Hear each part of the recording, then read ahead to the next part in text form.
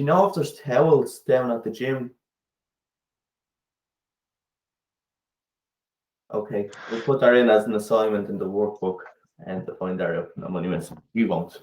And I'll check tomorrow. Right, we're just gonna wait for this to start recording. But anyway, to give an overview, this session is going to be about kind of research and discovery. Everything really you do before a call and to really understand talking points, understand your customer, really identify potential contacts, map out kind of what their goals are as such, and their contact details, and then really activate on this as well, just to make us as effective and efficient when we do start prospecting.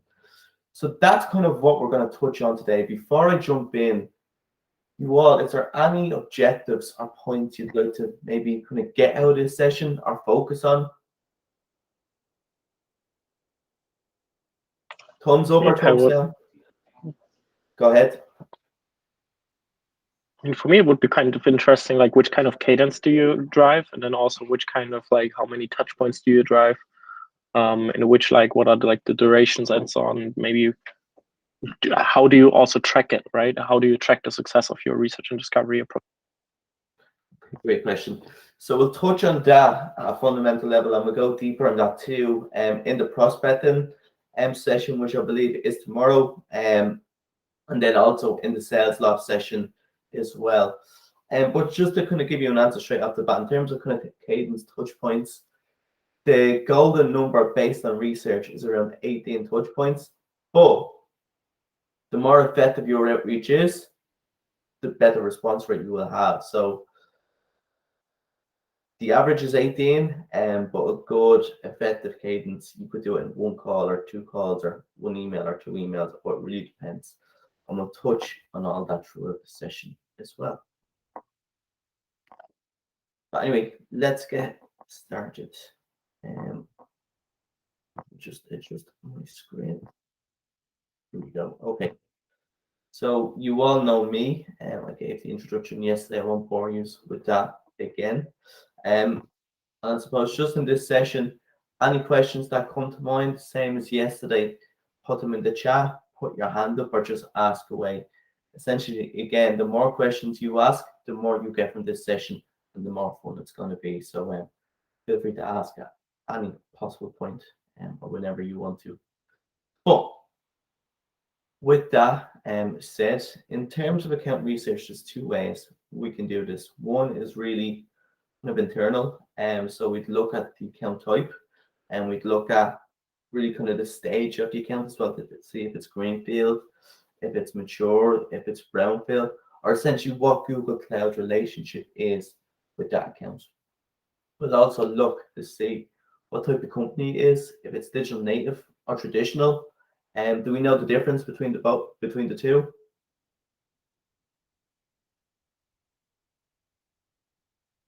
Okay. I would say traditional is on-prem, and digital native, they already know some basic technologies, I would say, like around Docker, Kubernetes, and like they don't manage the middleware. But besides from that, I don't know much, but I think that's the main difference. So the main difference is you kind of hit on the point, but it's really digital natives or any companies that are born in the cloud, and traditionals are, I suppose, more older companies as such that maybe started off on-prem when they implemented IT and are evolved into the cloud or have partially evolved. To be 100% clear, just to be sure I understood it right, can you specify the difference between greenfield and partial greenfield? Yeah, absolutely. So greenfield means there is no spend or just spend up to 1,500K per month. And then partial greenfield means there is spend over 1,500 per month, and there's a cloud footprint, the Google Cloud footprint in the account, but most of the cloud infrastructure or spend is taken up by AWS and Azure. Perfect, thanks. Corbin? maybe one question, just out of curiosity. Do you know if there's also the possibility to switch then the segments? Because now I'm thinking about, I'm not sure if you heard about this Delivery Hero case. Because I mean, Delivery Hero is over 20,000 employees and everything, but kind of they're also feeling as a digital native, I would say. Is there like a, let's say you scale as a firm and at one point you are then an enterprise, or how is the distinction made there? Or is it just about how large they get? Because I mean, they're growing normally quite fast. Do you mean as in terms of how they progress? Okay, Yeah. yeah, I'll get you. Yeah, so absolutely. So you have some accounts that say start off in corporate, and then they segment through or they move up into enterprise and then possibly select as well. And I'll send you the slide on this, which goes through the differences. We ran out of time yesterday. But essentially, corporate customers are any customers that have a spend between 300 million, or sorry, not a spend, annual turnover of 300 million to a billion. Enterprise is 1 billion to 10 billion. And then anything over 10 billion is essentially select accounts.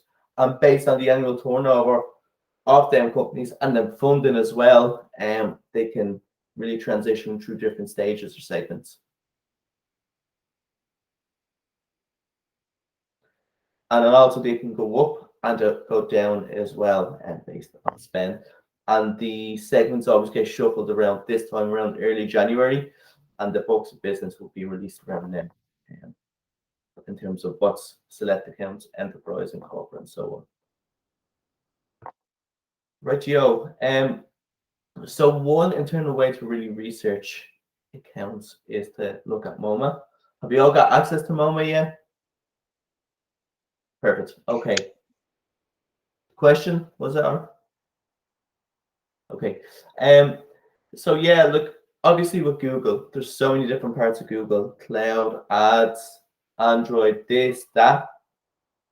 And there's a lot of relationships that Google has with customers. So one of my old accounts, Standard Life Aberdeen, and we had no footprint with them on cloud, but what we done was reach out to the ads team, in which we identified through MoMA, and we're able to establish a relationship and get some introductions into the account. So that's one way of really kind of doing some research into our accounts to see if there's any kind of low-hanging fruit or easy entry points into the company itself.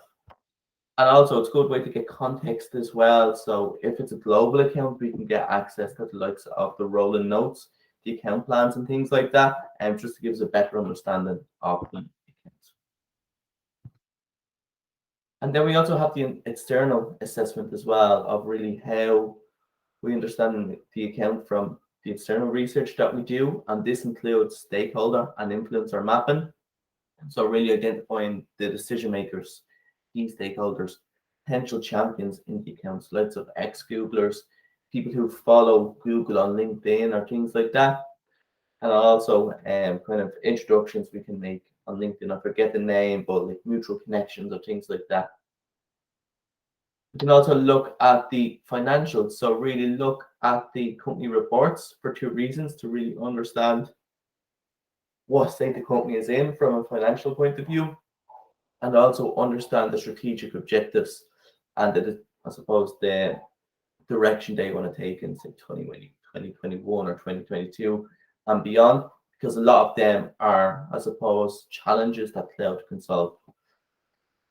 Another thing to do is really research news articles about the company, and just to see what has been written about them, essentially, if it's good press, bad press, what the press is about, and look at reviews, kind of company reviews on job posts, look at customer reviews as well to see kind of what challenges the company might be facing or what the perception is from an employee point of view and from a customer point of view as well, because we can definitely add value if there's some maybe negative, I suppose, pieces of information there.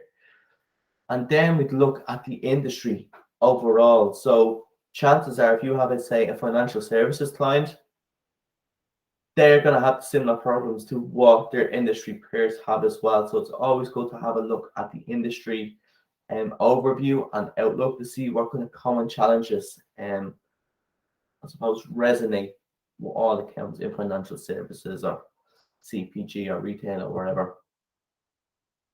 And then I suppose once we kind of do that, we map out the stakeholders, we map out particular entry points for Google Cloud based on objectives or challenges.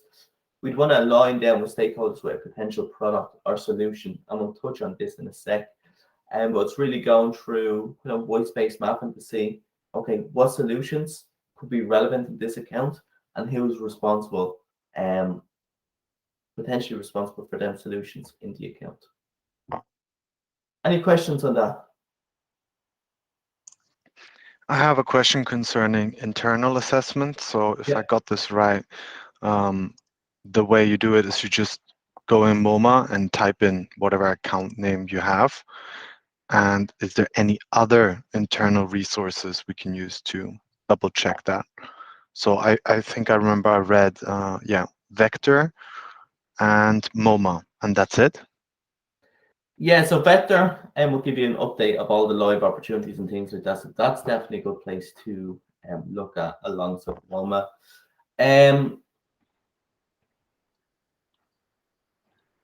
I suppose think of MoMA as an internal Google as such that will direct you to different places. So if there's, say, customer stories about that particular customer, MoMA will bring you there. If there's maybe potential white space mapping even, MoMA will bring you there. And then I'm just trying to think, is there any other? From an industry point of view, you can go to Cloud Hub or Seismic, I believe it's called now, where you can see kind of an industry outlook on what particular solutions could be relevant. And that's more obviously on an industry level, but not really an account level, but it's definitely worth a look to. Okay, so my thought was more, well, let's say we have an account that is a big spender in ads. I mean, we obviously don't know, so where would we be able to check that, or do we have to reach out to some stakeholder that is managing that account on the ad side? So there is tools to check the spend on the ads, but unfortunately we don't have access to them on a cloud side. So the best thing to do is reach out to your ads colleagues, and they will have the tools to really find out kind of the questions like that, what their ad spend is, who their ads account manager is, and things like that. Unfortunately for now, we don't have access. Okay, and how do we check who is our ads colleague in that case? Sure thing. So first thing to do is really just type in the company name. And then you'll see Googlers working with Standard Life Aberdeen. And this will give you an overview of, say, who their agency account strategist is, who their account manager is on the ad side. And then that should point you in the right direction. All right. So, because I was actually doing exactly that, trying to figure it out for like an example. So if you type in Puma, for example, it gives you company kind of information, but it doesn't tell you at all who would be the Googlers to contact. So I'm not sure if that is the case because there's no one, or because I'm just not capable of finding it.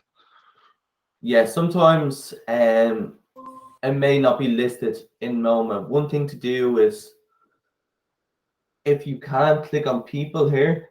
I don't know if you can see my mouse, but we're seeing the MoMA example on your screen. Okay, can you see my mouse moving? Yeah. Okay, so if you click on this people here and see if that brings back any results. If not, they may not be listed in MoMA, and that happens with some accounts. The best thing to do is your account manager for Puma should know who their ads counterpart is, essentially. If not, it's always a good thing to do is to build some contacts and ads as well. So you can just type over, I suppose, Puma, and they can find out all the information. Or just let me know as well, and I can put you in touch with the right people on the ad side to help you kind of navigate who's looking after that account.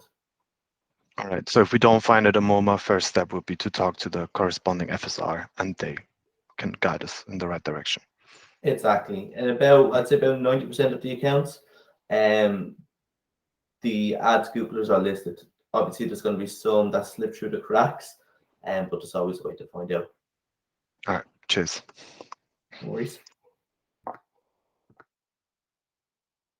So really, when we look at external, I suppose, research and discovery on an account, it's kind of broken down into 3 different sections, if you may. First step is really kind of gathering intel. So kind of answering the questions: what are the org's immediate objectives? What is their current IT landscape? Who is responsible for what, essentially? What trends are what in the industry? Kind of points we touched on earlier. Then after that, once we have an overview of the company's direction, we want to identify kind of the people who we want to speak to. So who are the key account stakeholders, both internally and externally? What is the decision-making process? This can be difficult to find, but it's always good to ask when we jump on calls. Who reports to who in the organization? So understanding the chain of command. And from a prospecting point of view, we want to really understand and research the contact details. And because if you are reaching out, I mean, as you know, they would be essential to have correct. And then once we kind of do that research, it's all about kind of mapping this out. So we'd want to map out kind of the organizational structure and really map out the chain of command. We'd want to map out as well internally who engages with who. So if we have, say, a list of stakeholders, mapping out if it's Daniel reaching out to the stakeholder, if it's Torben, if it's Joseph, if it's Felice, or if it's the FSR who kind of manages that relationship.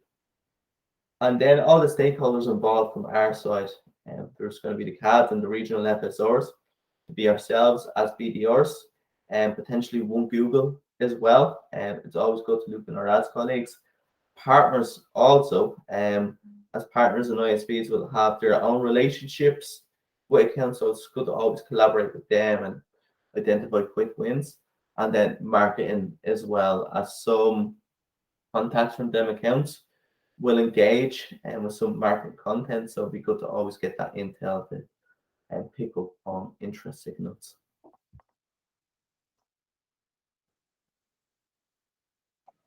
Question? Yeah, well, maybe one question. I mean, that might be also really depending on the situation. But I know that you also you're working for FSIs, right? Or you had some experience, I think, with them. Yes. And I mean, I know from previous experience that sometimes what you're trying to do as an FSR, kind of trying to map out the buying center, right? Where it's like super complex, especially in enterprise, like who's involved, etc.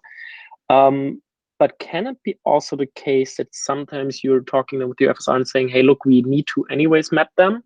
And then it can be also different opportunities coming up when you talk with different players in a certain way? Or are we just saying, hey, we find one person, we create the opportunity, and then it's up to the FSR to kind of develop that and map out the whole buying center, and maybe they find also other opportunities in a certain way?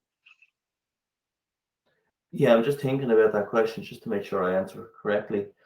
So if I was to reframe your question, are you asking essentially if we say set up a meeting and we have a good conversation, do we have to wait until we get to go ahead from the buying center to create that meeting?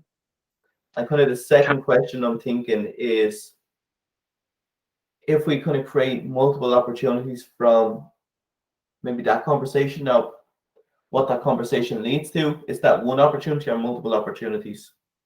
Exactly, like it's the second one. What would I mean more? Okay, yeah. So I'll answer the first one. Yes, like I mean, if you create an opportunity, say with someone from the line of business, and they have at least influence and power on that opportunity, that's an opportunity, no questions asked. Just once they have decision-making power, like I mean, that's the tick in the box.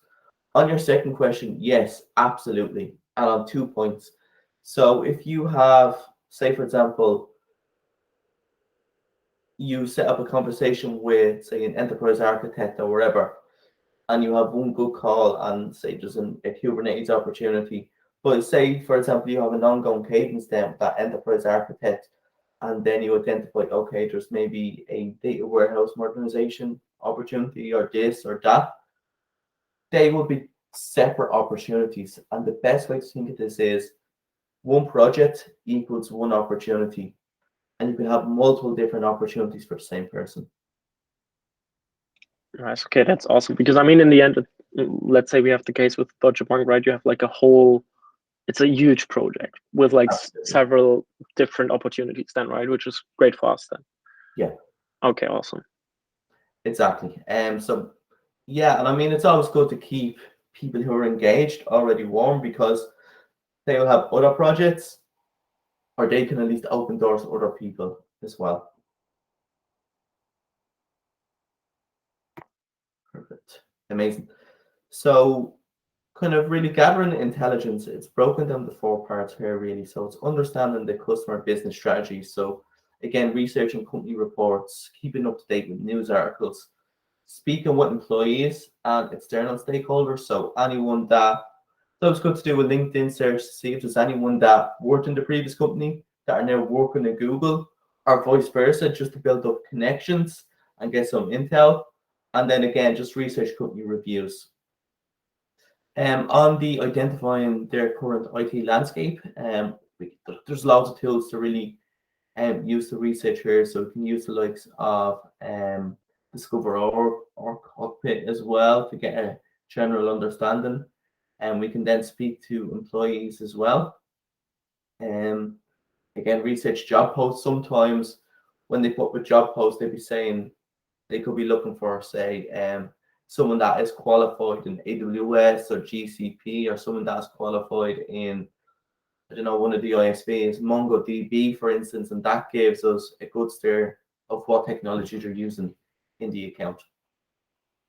And then stakeholder intelligence. It's really essential that we understand who our customer is, our potential customers. So we'd want to do our LinkedIn research, looking at job descriptions and things like that. Again, speak to employees, external and internal, to get an understanding of the lay of the land. ABM and customer interviews. ABM is attached to some industry accounts, but it's fairly rare. But they can go out and carry out research on stakeholders as well. And it's always good to look at the company website as well, as there will be bios on particular decision makers as well. And that's also the blog posts and again, not industry reports, annual reports as well. And we'll have, say, a note from the CTO or a note from the CEO, which is always, there's always little nuggets of information we can get that can really spark the conversation. And we'd also want to understand the company culture. So again, we need to speak with employees and partners to really understand this. We need to research Discover.org as well, as there's kind of news, a news update as such, in which you can leverage in here. And it's good to really understand reporting lines as well.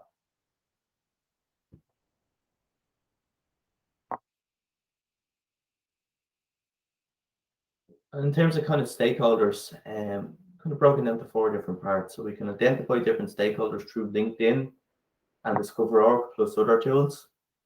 The contact details we can verify and find out through Vector if they're already there, if not through Discover.org and potentially LinkedIn as well. Sometimes you might get mobile numbers or email addresses as well. And then authority, to really find out the authority. We'd research our charts and we just ask essentially who do you report into and things like that. And 9 times out of 10, if you do have a customer call, they have no problem sharing that. And then interests, we'd want to know what really gets our customers off their seat. So it's good to look at their LinkedIn page, any blog posts that they may have posted, also the Twitter page as well.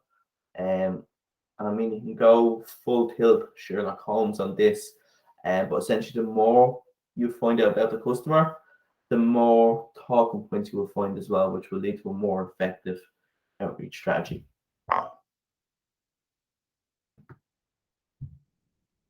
So have you all used LinkedIn Navigator before?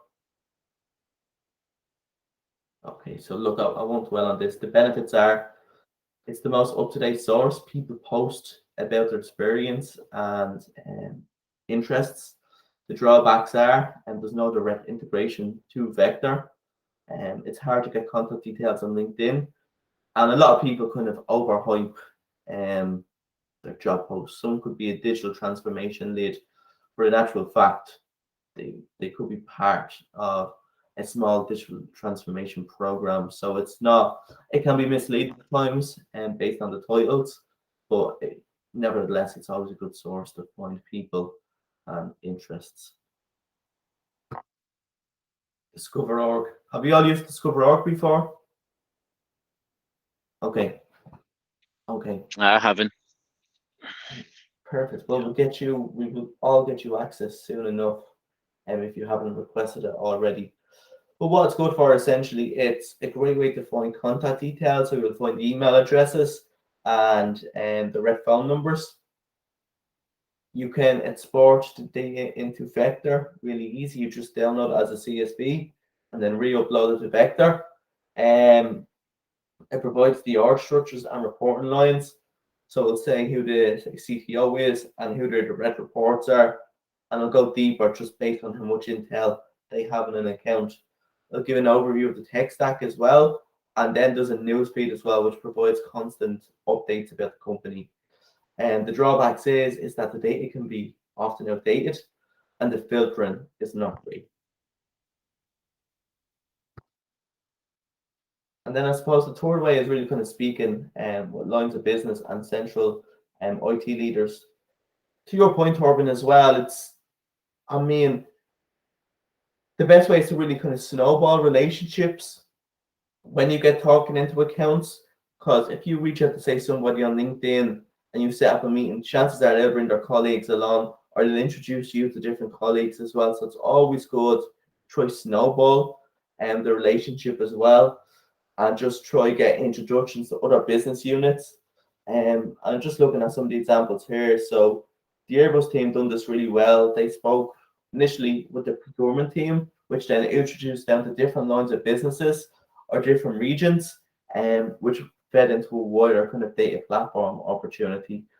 And I'm kind of doing now with AB InBev, where I'm speaking with, say, the Brazil digital marketing team that have introduced me then to the Colombia digital marketing team, and then eventually getting introduced then to the global digital marketing team, and just kind of snowballing contacts, but also that opportunity as well. So it gets bigger and bigger in value and more relevant and more responsible as well.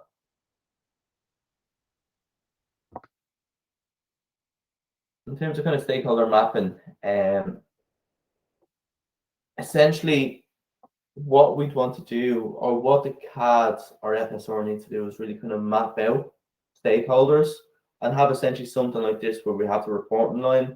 We'd also have then the relationships with particular individuals. So green would be good, yellow means okay, and white means non-existent. And there is different tools like Lucid Charts or Go or Charter as well, where we can input data here, and this will map out essentially something like this. And I'll send this afterwards as well if you want to have a play around. Any questions? I have one question actually. I'm just now Yeah. popping into my mind. Have you experience with like trying to find former Googlers in the organization and then try to go through them? Yeah, absolutely, both ways. So former Googlers, yes. Just go onto LinkedIn and type in previously worked at Google. And I've set up loads of opportunities from this as well, because I mean, they're actually Google fans. They know the technology, and it's been, I'm just thinking of 2 opportunities now I've created from this, and there's plenty more. And then also the other way as well, if we go onto LinkedIn, do you know your accounts? Have you got a name of one of your accounts? Unfortunately not, but then I check basically the other way around, right? That I look for, okay, who would Google works for them, put them a coffee chat in. Exactly, yeah. So let's say, for example, Puma, you just go and type in Puma, previously worked at Google, and then you'll have a list of ex-Googlers, or the other way around. You previously worked at Google, now works at Puma, voila, you'll have some more contacts to engage with.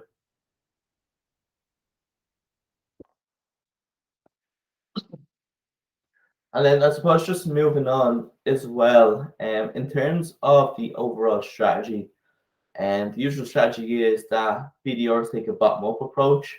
So we could start off with the VPs or kind of line of business managers and really can build up the relationships there and eventually get introduced to the higher levels.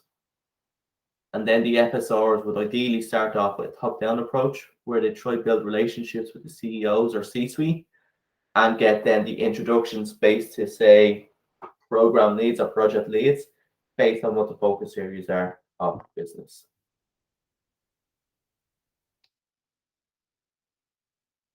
And if you want to build out your kind of own stakeholder map, and here's a good example of one from GSK. So we can see kind of the legend here as such to see, okay, what is the relationship and who is engaged with what account. We can see also that the CAD or FSR will take the top down and BDRs will be the bottom up.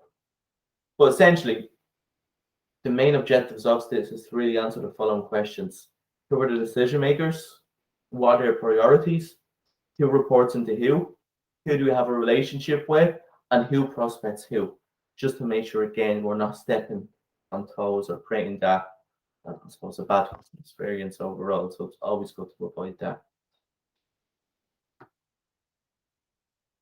And then there's another example here of where you can just use kind of a tricks like this to map out different stakeholders. So you could have the first name, last name, email, and you could have, say, kind of a touch point as well. So this was before sales lock. If you want to do your own, you can say, okay, so and so got 3 emails and 2 calls, which is 5 touches. And the last touch point was whenever. You put in notes. And you can have a column like this as well to share with the FSR to say, am I essentially okay to reach out to this contact? And they can say yes or no. And it just gives you then that focus as well to reach out. Perfect. And then in terms of white space mapping, it's just a template I've built before. So it's really mapping out all our priority workloads. And what I do usually is put the name down of who manages this workload and what account, and then color code based on the relationship. And then it just gives me a good steer of where the focus areas are, who to focus on, and how the relationship is essentially. Perfect. In terms of this session, we're going to wrap up soon enough with an activity. But what are our thoughts? Do we have any questions?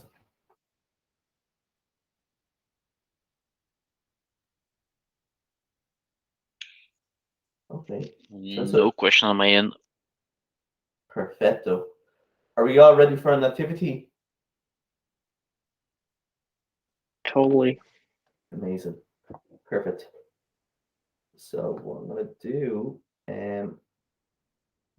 stop sharing for a sec and then share the BDR fundamentals workbook.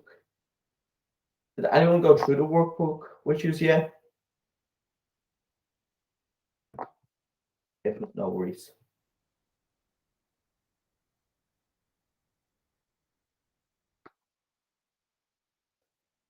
What I'll do, I'll share this afterwards as well, but just make a copy and put down your own name.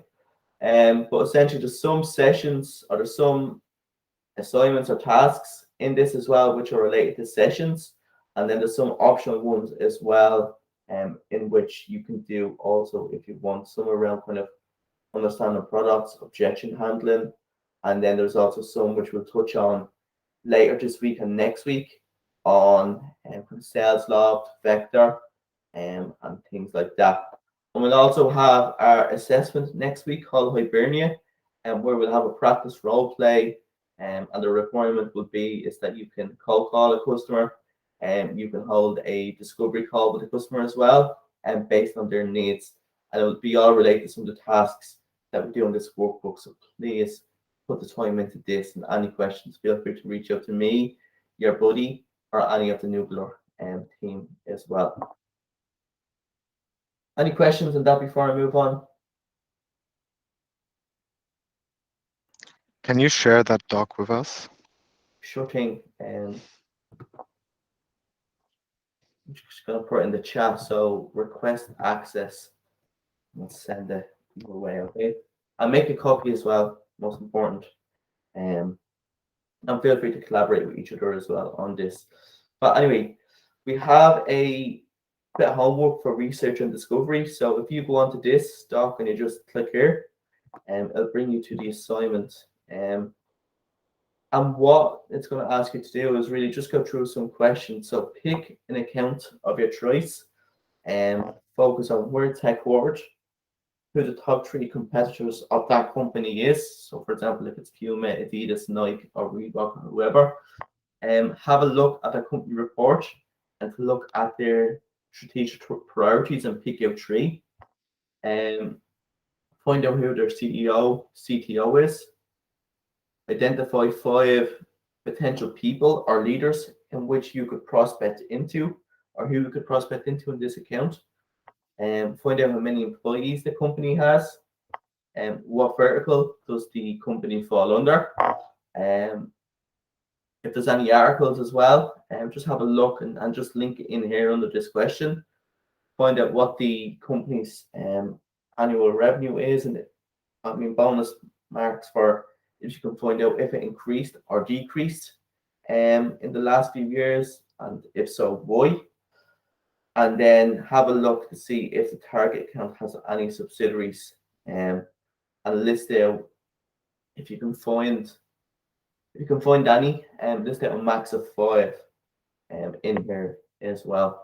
And the purpose of this session is really to put through what we went through today in practice and just get you in the mindset as if you were carrying out, say, research on a company, kind of what steps you'd need to take. All clear? Any questions?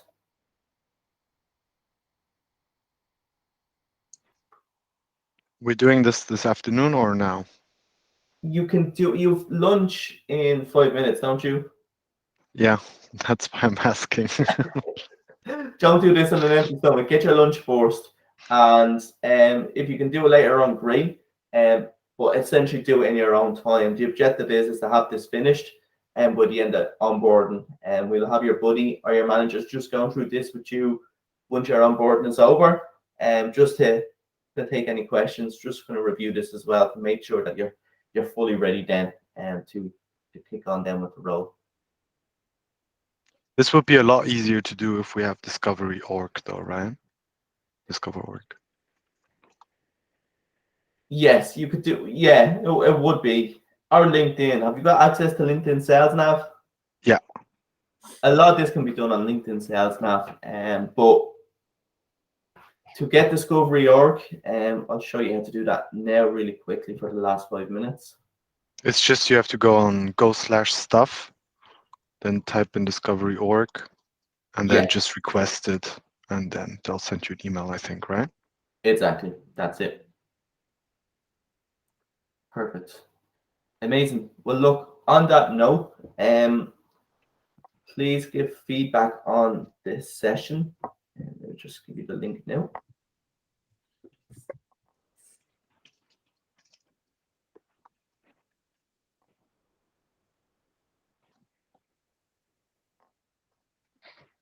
And any questions about the task or anything, just drop me a ping or feel free to put time on my calendar, okay? Thanks, Shane. Amazing. Sounds good. Perfect. Thank you very See much. you around, Shane. Have a good You're one. welcome. So hold on, tell